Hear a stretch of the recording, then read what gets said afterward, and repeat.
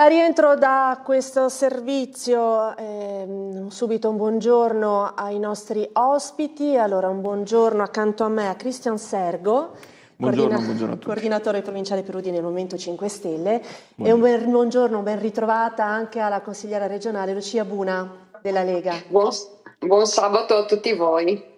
Buongiorno. Allora, con cosa ripartiamo? Partiamo intanto con la tradizione di San Valentino, con notizie positive. Vediamo qui a Udine, ci saranno tanti eventi oggi per San Valentino. Dopo questa breve parentesi, giusto per salutarvi con un sorriso, e poi ovviamente ci sono tante tematiche: trasporto pubblico locale, la protesta degli agricoltori che c'è stata, rivedremo il servizio su Pordenone, sempre poi il tema sanitario. Comunque vediamo Udine, gli appuntamenti, Borgo Prachiuso in festa, e allora su questo devo coinvolgere subito Cristian Sergo, anche per la città, insomma festa tradizionale antica che si spera richiamerà come sempre numerosi affezionati, anche se molto spesso capita in condizioni meteo. Anche quest'anno speriamo il tempo migliori.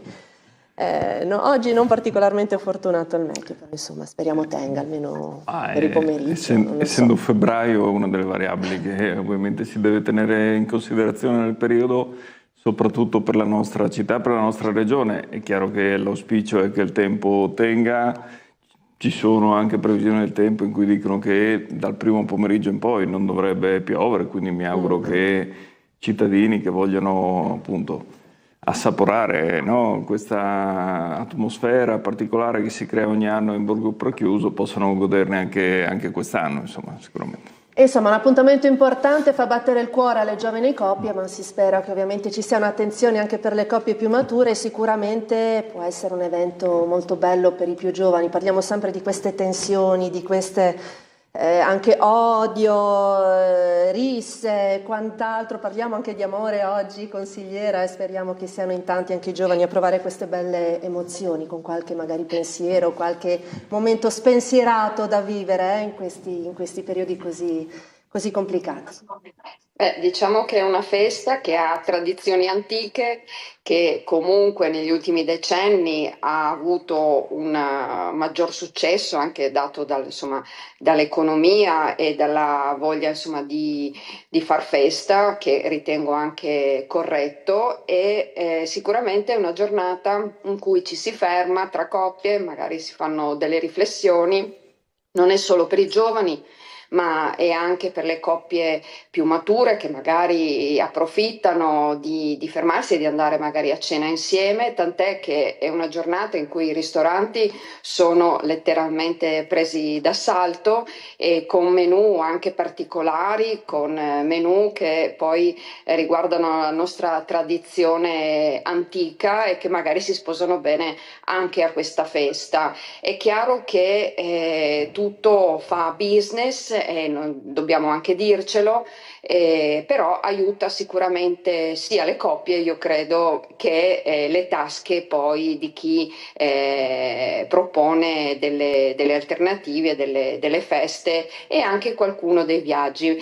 Voglio raccontarvi un aneddoto. Ieri sera ero con un mio carissimo ex compagno di studi, e mi ha detto che proprio il giorno di San Valentino si era lasciato con la fidanzata, e quindi a quel tempo, insomma, non ora, e quindi c'è di tutto di più in questa giornata, insomma, e sicuramente una giornata in cui anche le oreficerie faranno qualche incasso positivo, perché credo che qualche dichiarazione d'amore in più ci sarà e c'è in questa giornata. Ecco, chi a volte sorge il naso contro questo aspetto commerciale di una festa, no, dedicata al pensiero, all'amore, però anche questo poi sono comunque degli aspetti legati. Comunque ha fatto bene la consigliera sicuramente, l'amore non è età, ognuno poi ha i propri sviluppi e percorsi, e quindi qua si parla anche dei contributi, insomma proprio delle varietà anche alla festa di oggi.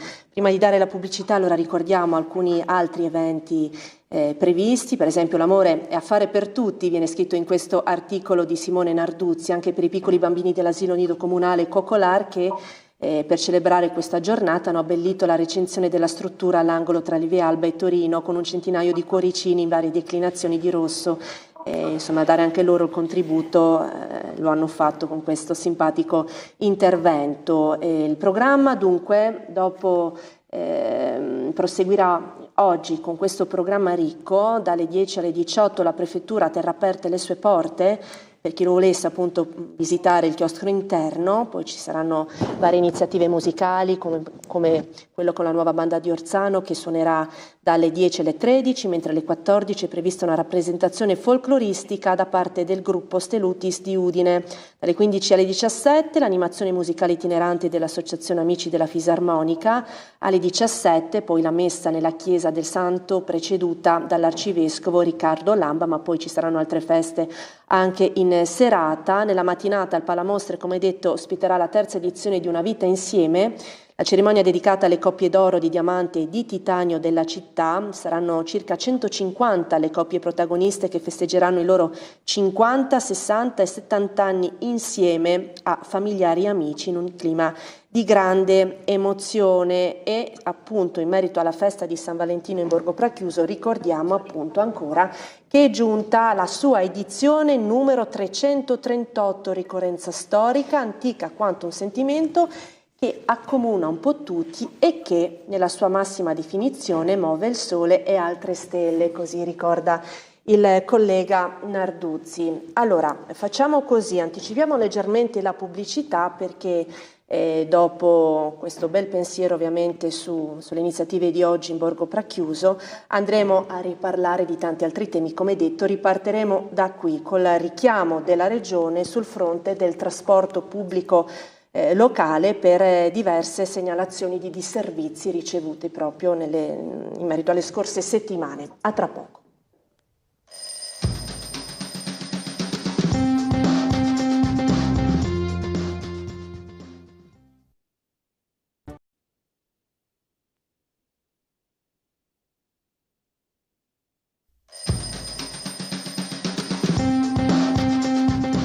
Ben ritrovati in Sveglia Friuli, prosegue il confronto politico, noi lo avviamo veramente adesso, insomma ha anche parlato, ricordato comunque con un sorriso gli appuntamenti di oggi per San Valentino. Allora abbiamo il confronto politico con i nostri ospiti, ricordo che siamo in compagnia della consigliera regionale Lucia Buna della Lega e di Cristian Sergo del Movimento 5 Stelle, appunto coordinatore provinciale per Udine. Allora ripartiamo come detto dal tema del trasporto pubblico locale, lo rifacciamo con questo titolo del Messaggero Veneto: bus soppressi e disservizi, il richiamo formale dalla regione ad Arriva.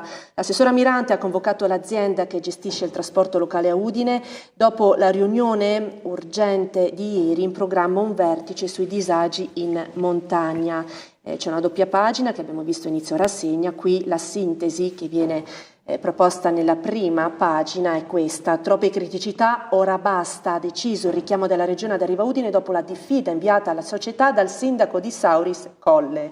Soltanto lo scorso gennaio nel paese friulano sono saltate 20 corse, corriere cancellate senza alcun preavviso che hanno causato disagi ai pendolari arrivati tardi al lavoro, agli studenti che nella migliore delle ipotesi hanno perso ore di lezione e ad anziani che avevano in programma visite in ospedale. Abbiamo visto i riquadri con le parole di Cristina Mirante, l'assessore regionale ha detto questo è inaccettabile, la Regione ha investito risorse significative e una programmazione mirata proprio per rafforzare i collegamenti soprattutto nelle zone interne.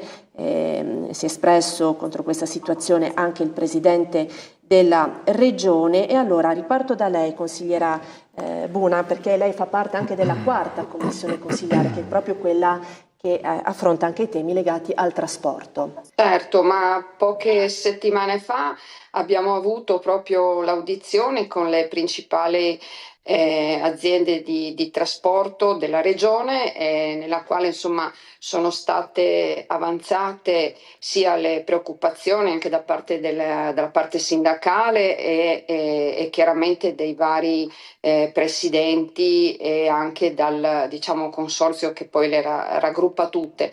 Però era una situazione sicuramente già segnalata di criticità soprattutto dalla parte dell'Udinese, perché voglio ricordare che invece ATAP sulla provincia di Pordenone non ha assolutamente questo tipo di criticità, anzi ha una percentuale di corse non effettuate veramente irrilevante. E su Udine invece già in audizione questo tema era emerso, ma non così evidente come è scaturito nelle ultime ore. È normale che sia l'assessore che il presidente abbiano voluto e vogliano insomma andare a fondo sulle motivazioni che invece di migliorare siano effettivamente peggiorate. Non erano, ripeto, emerse così in modo eclatante durante l'audizione, anche se l'assessore aveva espresso insomma la possibilità di collaborazione per venire incontro alla classe, insomma alle risorse umane, che anche qui lamentano orari un po' stressanti e mancanza di personale. Io credo che questo fattore abbia magari inciso in questo momento anche per effetto del periodo anche influenzale, che fa mancare magari addetti autisti e non sono subito sostituibili, perché magari non c'è un ricambio, c'è delle persone già a disposizione. E quindi sicuramente questo avrà creato questa situazione di impasse che naturalmente i sindaci dei territori hanno il dovere e il diritto, insomma, di reclamare sia all'azienda e di conseguenza poi anche all'organo come la regione. Vedo scalpitare Cristian Sergo, arrivo tra un secondo, leggo appunto questo titolo in taglio basso, a cui si riferiva anche la consigliera Pordenone: criticità ridotte. E poi Academy per i conducenti, ATAP sostiene i costi della patente per i futuri assunti. Però insomma, per quanto riguarda i disagi che interessano la provincia di Udine, il quadro del trasporto pubblico locale nel Pordenonese, anche qui viene scritto nell'articolo di Massimo Pighin: per esenti elementi di minore complessità non si registrano criticità particolari in relazione al servizio erogato da ATAP. In merito a quanto avvenuto al vertice con TPL Scala FVG a Riva Udine, lei cosa ne pensa ai disservizi segnalati nel territorio provinciale udinese, Sergo? Viene da dire meglio tardi che mai, nel senso che questo richiamo formale della regione, io capisco che la consigliera Buna, giustamente provenendo dal Pordenonese, ha una sua idea della qualità del servizio di quella zona, anche perché appunto nell'ultima commissione su cui si è parlato di TPL era emerso un dato che già era più che preoccupante, nel senso che a Pordenone, io mi limito ai dati forniti dalla Regione, nel 2025 sono saltate lo 0,09% di corse nell'ambito urbano della città di Pordenone, quindi praticamente la perfezione, stiamo parlando di un 170 corse in tutto l'arco dell'anno. Nel comune di Udine le corse saltate sono 14.500 con una percentuale del 4,12%, e questo era già emerso 2 settimane fa, per cui il fatto che ci fosse questa grave situazione per quanto riguarda Riva Udine era ben chiaro, ma io ero ancora consigliere regionale quando, prima col Covid, perché già con la situazione del Covid avevamo avuto delle problematiche proprio su Udine che abbiamo cercato di evidenziare con le corse che saltavano, e in un momento di lockdown era l'unico mezzo di trasporto disponibile in quel momento in città. Poi successivamente, ancora nel 2022, avevamo segnalato che saltavano le corse, perché il problema spesso e volentieri qual è? Che nella nostra città e nella nostra regione i cittadini hanno una soglia di tolleranza molto alta, perché evidentemente di fronte a bus che non passano uno dice vabbè, capita, no? Oppure si dice vabbè, c'è la febbre dell'autista. Sì, la febbre dell'autista però non può coinvolgere solo la città di Udine, perché come c'è l'influenza adesso, come ci sono gli scioperi adesso, ci sono sempre stati, ma ci sono in tutta la regione.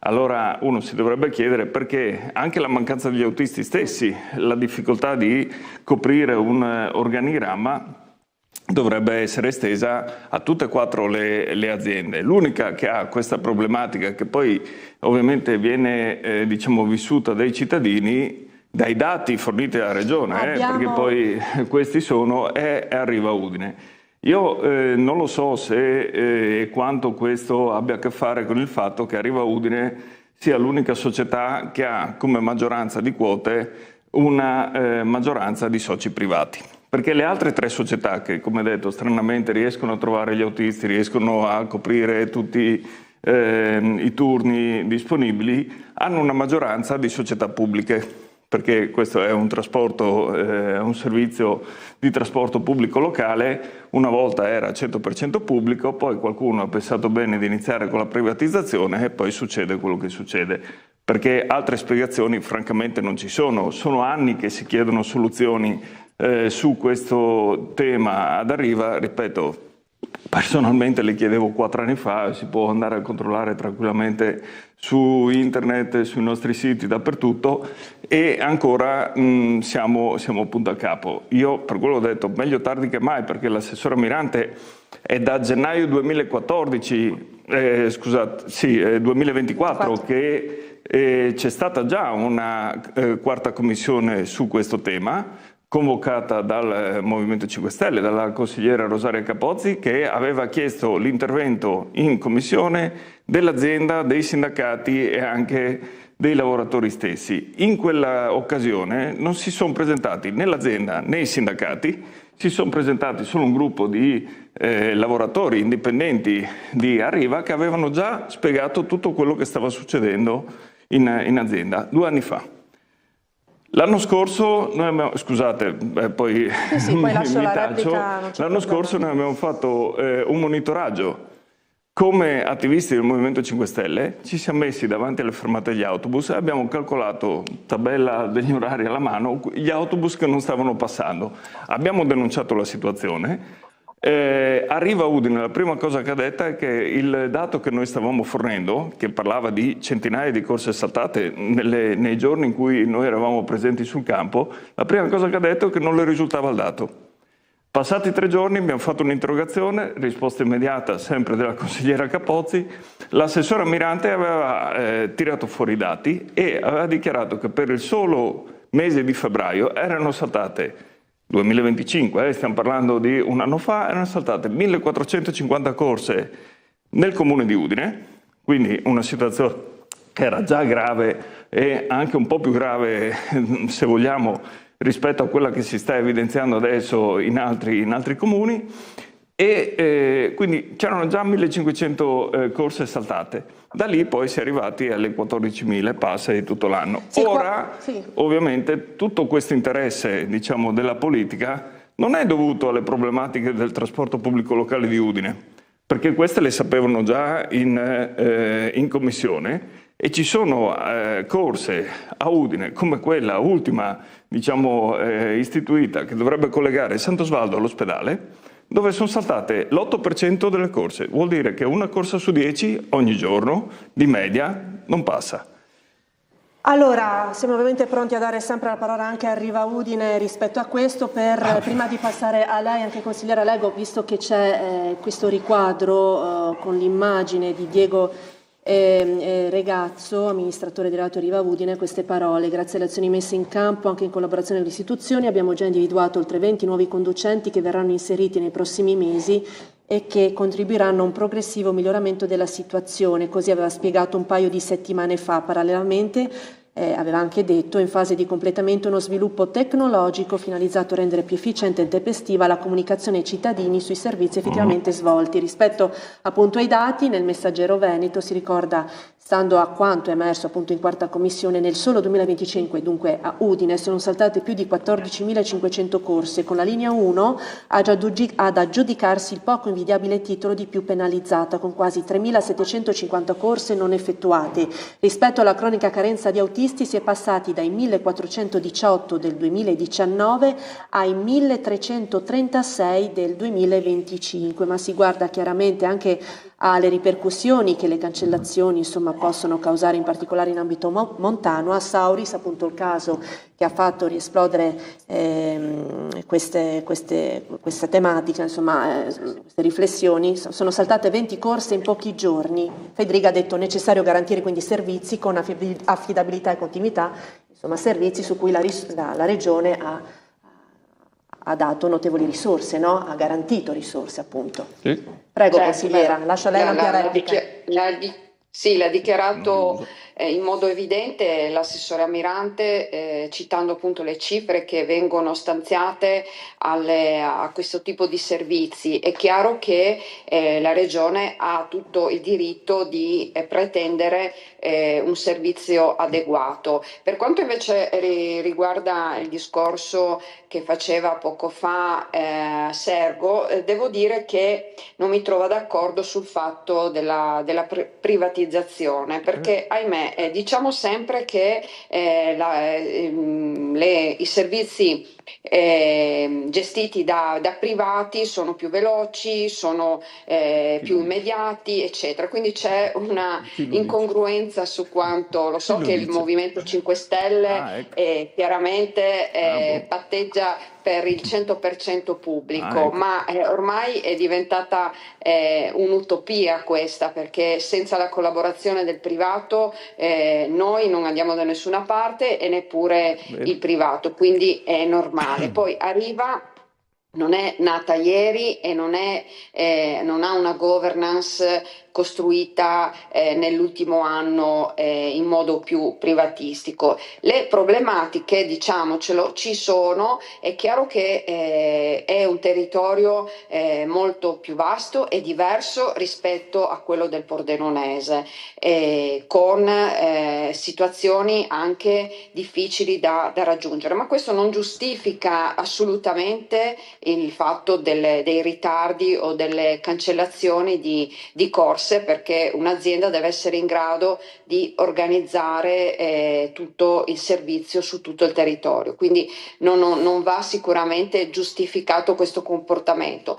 Va invece la riflessione, ripeto, che è emersa in quarta commissione, perché, ripeto, non c'erano solo i presidenti delle società di trasporti, ma c'erano i sindacati, c'erano le rappresentanze dei lavoratori. Tutti hanno espresso la loro opinione e anche in modo, diciamo, collaborativo e proficuo, chiaramente, non solo critico, perché con le critiche non andiamo da nessuna parte, bisogna anche dare degli spunti e dare delle possibilità. Il dato che emerge ormai ovunque, anche nella carrozzeria più lontana del paese, mancano le risorse umane, cioè questi mestieri che una volta erano anche ghiotti da parte dei cittadini da poter intraprendere come attività lavorativa, ora non lo sono più, quindi venendo a mancare una rete costante e fissa anche con le reperibilità, perché ricordiamoci che i trasporti hanno anche il servizio da parte cioè gli autisti hanno anche il disagio della reperibilità. Venendo meno queste figure, ma non perché perché non ci sono. È chiaro che mancando un autista non c'è subito il sostituto, perché un tempo o comunque in tante occasioni la gestione, l'organizzazione prevede la chiamata d'urgenza di un autista reperibile. Poi non è più appetibile questo mestiere, perché ed è stato denunciato e la Regione ha investito e sta investendo numerose risorse per la protezione di questi autisti. Anche questo ha fatto sì che non ci sia l'appetibilità da parte dei cittadini di svolgere questa professione. La Regione ha messo a disposizione gli steward all'interno, delle guardie all'interno, soprattutto nelle città dove si manifestano sempre più aggressioni nei confronti di queste persone, quindi dei lavoratori pubblici. È un percorso che anche Riva comunque ha almeno dichiarato questa mattina che ha intrapreso di reclutamento di personale. È chiaro che poi, come tutte le cose, il disagio finale lo subisce sicuramente il cittadino. Noi come Regione, credo, la Giunta lo ha detto, è intervenuto appunto anche il Presidente, quindi credo che ci abbia messo anche in questo caso la faccia, che monitorerà e le valutazioni verranno prese sicuramente nei prossimi giorni. Però dal dire che siccome è più privatistico allora funziona male, io ci penserei due volte prima di fare questa affermazione. Ci sono comunque le governance, probabilmente ci sarà bisogno di valutare la governance, questo può essere quando non si ottengono determinati obiettivi, alcune figure possono essere cambiate o reclutate in altri modi. Però questo ripeto, Udine ha una situazione diciamo anche storica di difficoltà di riuscire ad ottenere quelle performance che invece ATAP e anche il Goriziano, ad esempio, riescono ad ottenere. Quindi spero che puntino su questi risultati per uniformare la regione e che non ci siano queste disuguaglianze di servizi tra una provincia e l'altra. Servo. Sì, no, ma voglio dire, tutto rispettabile, tutto ovviamente corretto dal loro punto di vista. Io torno a ribadire, se mancano gli autisti e il ruolo, diciamo, ormai non è più attrattivo, non lo dovrebbe essere a Gorizia, Pordenone e Trieste. Se qualcuno mi spiega la differenza tra queste tre società e quella di Udine, allora possiamo iniziare a intavolare un discorso serio, altrimenti dovremmo ripetere che probabilmente la città di Udine non è appetibile per chissà quale motivo, e allora sì, qua entriamo nella fantascienza. Ma il discorso societario, poi su questo diciamo se ne parla sempre anche troppo poco, arriva a Udine per l'8% è della regione, perché uno dei soci di Arriva Udine è Friulia. Per quello noi ogni volta anche abbiamo cercato, ripeto, sono circa 5 anni ormai, che abbiamo cercato di evidenziare questa problematica in Consiglio regionale, non altrove, anche perché la Regione paga il servizio. Il bando diciamo, è stato portato avanti dalla Regione e quindi è la Regione che deve ottenere il servizio migliore per i cittadini. La società ha per l'8% diciamo, all'interno la Regione stessa tramite la finanziaria Friulia. Io mi auguro che adesso questa presa di posizione, che ripeto si poteva prendere tranquillamente 2 anni fa quando erano emerse le stesse situazioni, il personale diceva esattamente le stesse cose, solo che evidentemente o non veniva creduto o non veniva preso in considerazione. Adesso se c'è diciamo, questa assunzione di responsabilità, ben venga. Lamentiamo solo il fatto che è leggermente tardiva, poi meglio così che si faccia, meglio tardi che mai, come si è detto in queste ore. Ritorno da lei, consigliera, per un ultimo commento in merito e anche su quelli che sono i ragionamenti per rendere più attrattiva dunque la professione, al di là poi ovviamente delle condizioni contrattuali e dello stipendio, che è uno dei temi assolutamente di rilievo. Qui tra i vari ragionamenti, per esempio vedo l'intervista ad Antonio Pittelli, segretario generale FIT CISL FVG, per quanto riguarda le ragioni economiche e le caratteristiche del lavoro. Lui spiega, no? Ci sono vari fattori insomma, che entrano in gioco in questa cronica mancanza di autisti.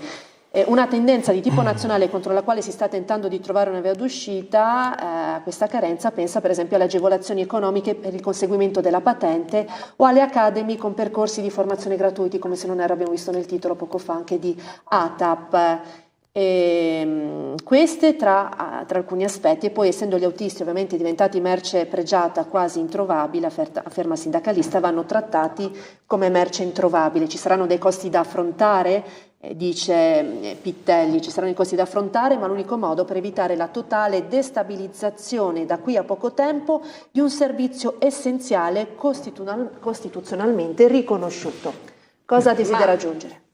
Sempre delle indicazioni emerse in commissione da parte dei rappresentanti dei lavoratori, mi fa specie anche una che viene da un'autista donna. Ecco, era un'attività prettamente maschile fino a qualche decennio fa, ora invece sta prendendo piede anche da parte dell'universo femminile, quindi vediamo molte autiste donne e lamentavano il fatto insomma che c'è sempre questo il problema che abbiamo noi tutte donne di conciliare l'aspetto della famiglia e quindi della gestione dei figli con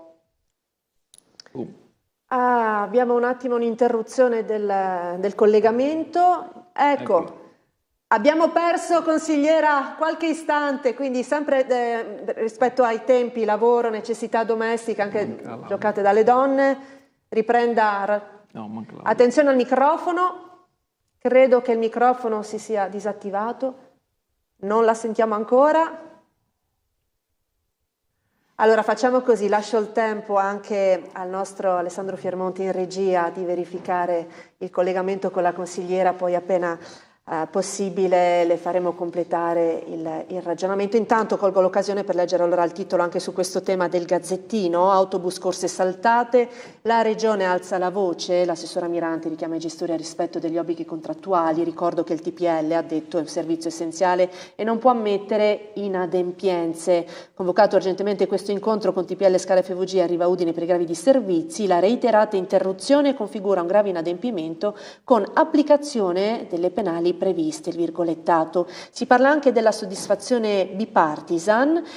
Pozzo del PD ha detto giusta presa di posizione, ritengo doverosa la presa di posizione della Regione nei confronti dei gestori del trasporto pubblico locale a causa delle continue segnalazioni di servizi. Questo appunto è uno dei commenti espressi dalla minoranza, in questo caso Massimiliano Pozzo. E poi in taglio basso anche l'ATAP sotto il punto di vista della tolleranza zero per chi sale senza il biglietto. Si viaggia con 4.000 verbali all'anno e un incasso dalle multe di 200.000 euro. Questo per il territorio provinciale di Pordenone, linea dura per chi non rispetta regole di civiltà. E allora, vediamo se è possibile ora far completare anche il ragionamento alla consigliera Buna. Mi Prego, sentite? consigliera. Sì, adesso sì, prego. Ok, grazie.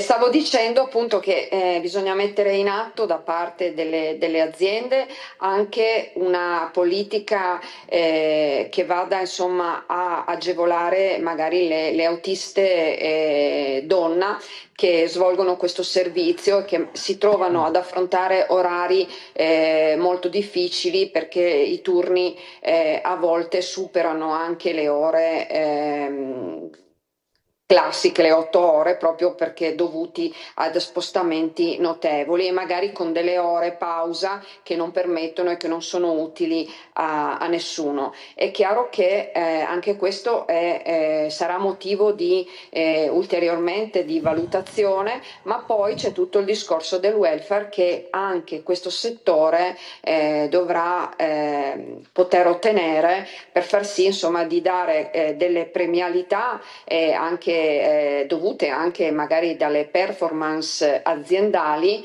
a tutto il comparto e tutte le risorse umane. Quindi prima di tutto, ed è quello che ormai il mondo del lavoro chiede, la flessibilità, perché i giovani hanno diciamo altre aspettative o comunque altre idee rispetto magari a una classe di lavoratori che ora ha 50-60 anni e che quindi si avvicina magari al pensionamento. I giovani vivono magari e vogliono anche poter fare altro e dandogli determinate possibilità di flessibilità potrebbe essere più appetibile. Questo vale comunque, ripeto, in tutti i settori ormai lavorativi, dalle aziende di produzione private al pubblico. E su questo dovremmo fare sicuramente dei ragionamenti che non sono legati alla regione, ma legati insomma al governo e quindi alle politiche sul lavoro che hanno necessità di evolversi rispetto a qualche decennio fa sicuramente. Bene, prima della pubblicità do un rapido aggiornamento per la cronaca, perché dal Comando Provinciale di Udine della Guardia di Finanza è arrivata la notizia di un'operazione con il sequestro di oltre 10.000 articoli considerati non sicuri e pronti a essere ammessi sul mercato in occasione del Carnevale. Questi, insomma, è l'esito di varie operazioni condotte dal gruppo di Udine e dei reparti dipendenti che hanno riguardato varie attività commerciali del territorio provinciale udinese e si sono concentrate sui prodotti tipicamente legati al periodo di Carnevale, che in questi giorni stanno affollando gli scaffali di empori e supermercati. Questa in sintesi la notizia, però vi daremo maggiori ovviamente dettagli anche nel corso di Friuli in diretta. È arrivato intanto il momento di lasciare spazio alla seconda pausa pubblicitaria, pochi minuti, restate con noi.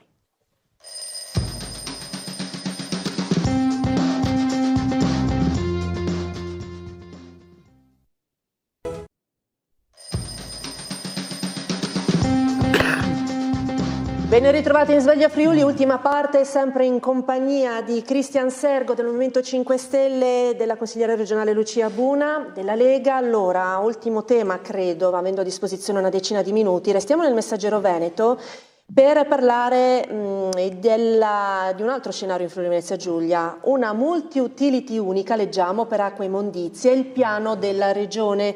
L'assessore all'ambiente Scocimarro dice: vogliamo ridurre i costi per i cittadini. La titolare delle finanze Zilli afferma tenere il controllo pubblico nei servizi essenziali. Le aggregazioni rese necessarie anche dalle norme sempre più complesse. È già stata sperimentata una rete d'impresa tra le società idriche regionali. Sempre in merito a questo settore si parla anche del risico degli acquedotti sul Messaggero Veneto. A Trieste concessioni in scadenza, ipotesi di gestione friulana col CAFC, e poi in taglio basso perdita al 46,5% del prelevato, peggiorano 4 società su 6, la sintesi di un report qui proposta dal Messaggero Veneto. Da dove iniziamo, consigliera Buna? Da questa volontà innanzitutto della Regione, di questo piano della Regione? Una strada per la Regione tracciata, scrive Valeria Pace, nel lungo termine l'obiettivo è quello di arrivare a una multi-utility unica regionale che prenda in carico sia il sistema idrico sia quello di raccolta rifiuti. Ma anche qui questo argomento viene trattato nella quarta commissione. E sicuramente è un tema che non è che risale da questa legislatura, ma a tempi molto più lontani. Ed è quella proprio di creare un gestore unico regionale che possa appunto occuparsi sia dei rifiuti che della parte degli acquedotti, quindi dell'acqua e delle fognature naturalmente. Siamo partiti proprio lo scorso anno con una prima aggregazione importante che poi vede 2 province diverse, quindi la provincia del Pordenonese con quella dell'Udinese. CAFC ha assorbito il gestore Idrogea, che gestiva appunto gran parte e molta parte dei comuni pordenonesi dell'alta pianura pordenonese. È un primo passo, la regione chiaramente ha fatto da regia a questa fusione, concedendo anche delle risorse importanti, questo per far sì che non ci siano dei contraccolpi nelle bollette dei cittadini, chiaramente, perché quando 2 società di territori diversi e di storicità diverse, anche di impiantistica, chiaramente nella fusione possono avere delle criticità. Quindi questo cuscinetto che ha messo a disposizione economico e di risorse che ha messo a disposizione la regione, che sono 4 milioni di euro, permette di mantenere questo equilibrio e far sì poi di andare a pareggiare quelle disuguaglianze, ripeto, infrastrutturali che soprattutto Idrogea ormai aveva, e non aveva più la possibilità di reperire risorse con la propria struttura. Risorse significa cercare dei fondi anche esteri, degli finanziamenti bancari, ma essendo una struttura piccola non aveva capacità contrattuale importante. Con la fusione invece otteniamo sicuramente questo obiettivo e chiaramente c'è la volontà anche di proseguire e di iniziare un percorso anche sull'ambito dei rifiuti. È vero, le normative di ARERA, che è l'ente governativo, insomma, che gestisce queste due importanti realtà, che sono quella dell'acqua e quella dei rifiuti, hanno imposto severe prescrizioni ai gestori, che necessitano sicuramente di risorse che vanno al di là di quelle che possono reperire attraverso le bollette dei cittadini. Perché facciamo un esempio per quanto riguarda i rifiuti hanno un ciclo che si chiude, tanto spendo per il rifiuto e di conseguenza devo chiedere questa cifra al cittadino, ma non si ferma lì la questione del rifiuto, ci sono proprio la necessità di investire continuamente in mezzi, in strutture, e questo poi, ripeto, ricade sempre sui cittadini. La Regione in questo vuole essere protagonista e quindi mette in campo sia le risorse ma anche tutto l'apparato dell'assessorato all'ambiente che va e che coordina queste aggregazioni. C'è adesso il tema di Trieste, come avrete letto nei giornali stamani, ma ne avevamo trattato anche in commissione, che va a scadere la convenzione, comunque il contratto con invece un'azienda privata che è Acegas, del gruppo ERA, e la volontà di valutare di poterla magari assorbire in una delle nostre partecipate pubbliche. È un percorso che sarà tema di valutazione per i costi e benefici, però questo diciamo che è l'indirizzo che mi sento di dire a chi ci ascolta, cioè c'è la volontà proprio della Regione di avere un cappello unico per questi due importanti servizi che essenziali e che devono restare il più possibile pubblici, ma anche con un risvolto magari anche privato che dà quel tocco un po' di velocità nelle procedure all'interno di questi complessi organismi che gestiscono acqua e rifiuti, perché il cittadino pensa che una volta messo il proprio rifiuto in un sacchetto fuori dalla porta di casa il problema è risolto. Proprio ieri ho visitato un centro di stoccaggio, raccolta e smistamento ed sono impianti molto complessi che smistano tutti i nostri rifiuti ed è chiaro, meno sono selezionati, meno hanno la possibilità di essere collocati nel mercato per essere riciclati e quindi generano dei costi notevoli. Se riusciamo a ottimizzare tutti questi processi con delle aggregazioni, non dico e non voglio promettere, non l'ho fatto neanche quando ero assessore all'ambiente, un abbassamento delle tariffe, ma sicuramente un contenimento dovuto soprattutto a costi che continuano a aumentare, come quelli del prezzo dei carburanti, che incide tantissimo in questo tipo di Allora, servizio. Chiara la sua posizione, lascio allora ricordarci anche a Cristian Sergo qual è la sua rispetto a questi aspetti sottolineati dalla consigliera e questa volontà di creare questa multi-utility unica da parte della Regione. Allora, faccio una piccola premessa perché è giusto capire dove si vuole andare e di cosa stiamo parlando. Noi abbiamo 4 province. Siamo stati, come per il TPL prima, siamo stati abituati ad avere 4 aziende pubbliche che gestivano dei servizi pubblici.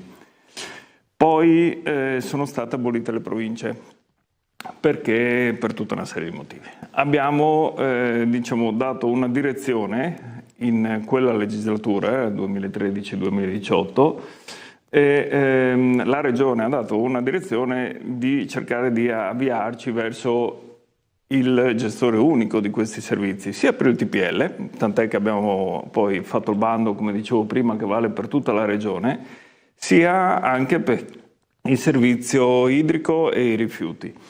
Sul servizio idrico e rifiuti non è ancora,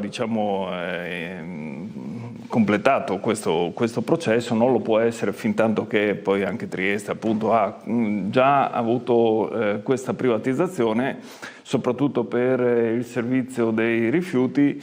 Io quando sento parlare di tasse, lo facciamo per le tasse dei cittadini, per le tariffe eccetera, a me piace sempre ricordare una cosa. La provincia dove si paga di più la tassa sui rifiuti in questo momento è Gorizia, seguita da Trieste, con circa 345 euro di Tari l'anno per nucleo familiare di media.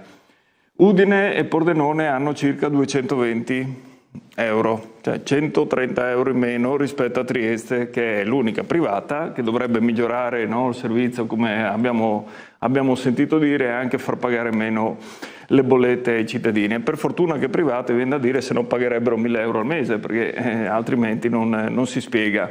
Ma la particolarità... Semplicemente perché non fanno la raccolta differenziata. Bravissima, e lì arriviamo consigliera, ha toccato il tema e stavo per dire, ma la particolarità di Trieste qual è? Che hanno una raccolta differenziata che arriva al 40-45%, a rispetto di Pordenone dove in alcuni casi si arriva anche vicino al 90%, non so, può confermarmi. 85%. Ecco, perfetto, quindi ci sono anche comuni che arrivano sicuramente vicini al 90%. Vediamo sempre i premi.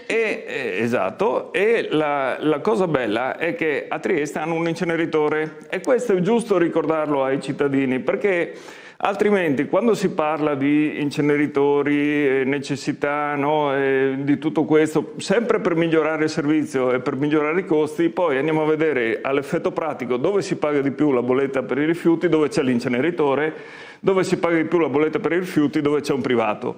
Allora, quando sento parlare ancora adesso di un inceneritore che si vuole costruire in provincia di Udine, perché il tema era questo, io mi auguro che chi dovrà prendere quelle decisioni, chi dovrà fare questo tipo di autorizzazioni, si ricordi di queste cose che diciamo da circa 10 anni come Movimento 5 Stelle, da quando siamo entrati in Consiglio regionale. Detto questo, torno un attimo sul discorso. Inceneritore come la discarica in un territorio regionale sono necessari. Infatti a Trieste c'è, non ne servono altri, ha ragione. A Trieste c'è, non ne servono altri. All'estero che ci costano di più ancora. A Trieste c'è, non ne servono altri, perfetto. E il discorso invece per quanto riguarda il passaggio che facevo prima sulle province, la cosa simpatica è che noi tutti stiamo attendendo di capire cosa serviranno le prossime province. Allora uno si aspetta che le prossime province servano a gestire servizi, come viene detto sempre, perché la regione è troppo grande e non ce la fa e quindi bisogna avvicinarsi ai cittadini. Secondo voi la gestione del servizio idrico e dei rifiuti tornerà provinciale? E se torna provinciale, che senso ha fare un gestore unico per tutta la regione? Questa è la contraddizione in termini che fa capire ai cittadini che le province non servono a niente se non ad avere posti in provincia e in consiglio allora, provinciale. Allora, so che devo lasciarvi andare e abbiamo però anche una chiamata in arrivo, quindi non so se vuole velocemente replicare 3 secondi, consigliera, alle province, perché poi immagino che ci sia un telespettatore che voglia farvi un invito alla brevità dell'intervento, per favore, proprio per poter garantire una risposta. Prego, sulle province, consigliera, al volo. Anche rispetto a questi servizi.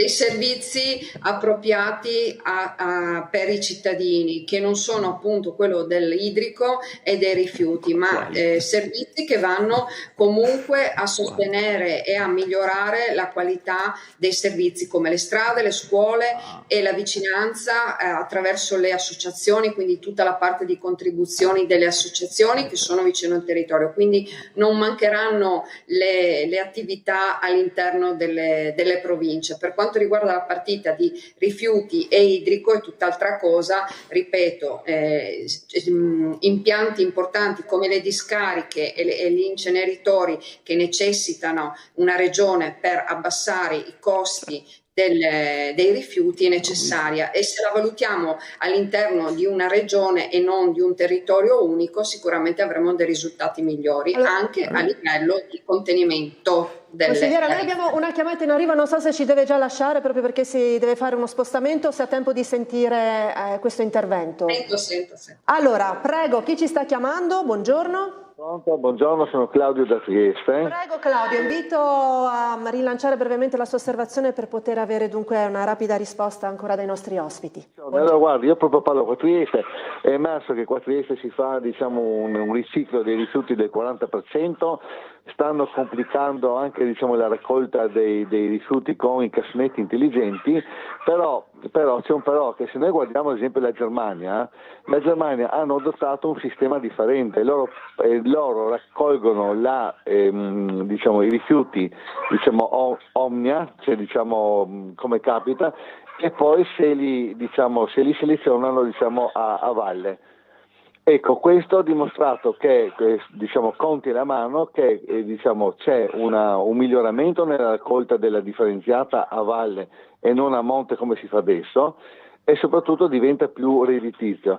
In quanto, e poi concludo, in quanto qui a Trieste sì, con tutti questi nuovi portali, stesse linee per immondizia, eccetera, eccetera, hanno entrato su un aggravio di costi, altre incombenze per il cittadino e come risultati non evidenti. Grazie, buongiorno. A lei Claudio anche per la sintesi, grazie, buona giornata. Allora un minuto a lei, Sergo, ultima commento rispetto al a Trieste questo non si fa perché si preferisce mandare tutto all'inceneritore, per cui non c'è necessità di differenziare tutto, anche perché quell'inceneritore lì credo che abbia attualmente ancora un 30-40% di possibilità e di fabbisogno, che non sanno neanche loro da dove far venire i rifiuti se non dal resto d'Italia.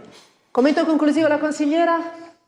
Non è dal resto d'Italia, ma è del Friuli Venezia Giulia, perché i territori devono darsi una mano, e quindi il disagio chiaramente qualcuno lo deve avere. Ripeto, anche sul Perdonenese c'è una discarica ed è nel comune di Cordenons, è una discarica di carattere regionale. È chiaro che i rifiuti arrivano. Tra l'altro la possibilità di far venire rifiuti da fuori regione è stata approvata dal governo Serracchiani. Quindi attenzione, noi abbiamo ripristinato la norma che vengano gestiti all'interno della nostra regione, perché ci dobbiamo comunque dare una mano, e il rifiuto esiste e non possiamo nasconderci dietro a qualcos'altro. L'inceneritore produce anche energia e quindi pensiamoci molto bene, che non va demonizzato, come non vanno demonizzate le discariche, che sono impianti veri e propri, non quelli costruiti 50 anni fa. Grazie. Consigliere, aveva una precisazione? No, Sergo, vabbè, sentivo? Semmai sono i governi nazionali, non c'entra il governo. Almeno in questo non tirate in ballo la Serracchiani, dai. Bene, grazie anche a lei Sergo per questa ampia disponibilità al dibattito, grazie a entrambi. Vi lascio allora andare, oltre che salutandovi e ringraziandovi, anche rilanciando i nostri